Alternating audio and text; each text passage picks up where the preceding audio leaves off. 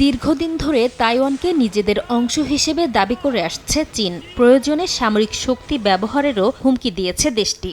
লাইচেংতে ক্ষমতায় বসার পর দ্বীপটির চারপাশে সামরিক মহড়া বাড়িয়েছে বেইজিং।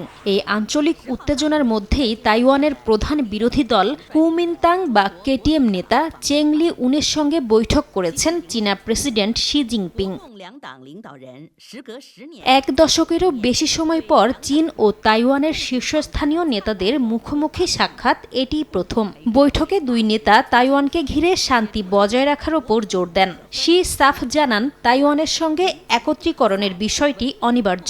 একই সঙ্গে দ্বীপটির স্বাধীনতার যেকোনো প্রচেষ্টা সহ্য করা হবে না বলেও সতর্ক করেন তিনি। চীনা সভ্যতার পুনর্জাগরণে বেইজিংয়ের সঙ্গে কাজ করার বিষয়ে আগ্রহ প্রকাশ করেন লি। বৈঠক শেষে চীন ও তাইওয়ানের মধ্যে শান্তি বজায় রাখতে দ্বীপটির রাজনৈতিক দলগুলোকে ঐক্যবদ্ধ হওয়ার আহ্বান জানান তিনি। চীন তাইওয়ান শান্তি প্রতিষ্ঠায় অবদান রাখতে পারে এমন যে কোনো কিছু করতে আমি প্রস্তুত।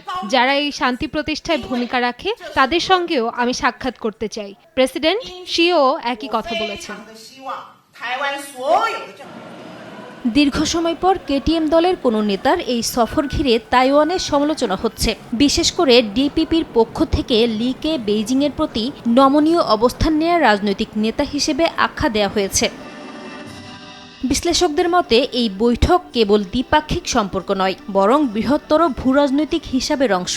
বিশেষ করে যুক্তরাষ্ট্রের সঙ্গে চীনের সম্পর্ক, অস্ত্র বিক্রি এবং তাইওয়ানকে ঘিরে কৌশলগত অবস্থান সবকিছুই নতুন করে আলোচনায় এসেছে। নাসরিন রুমি, সময় সংবাদ।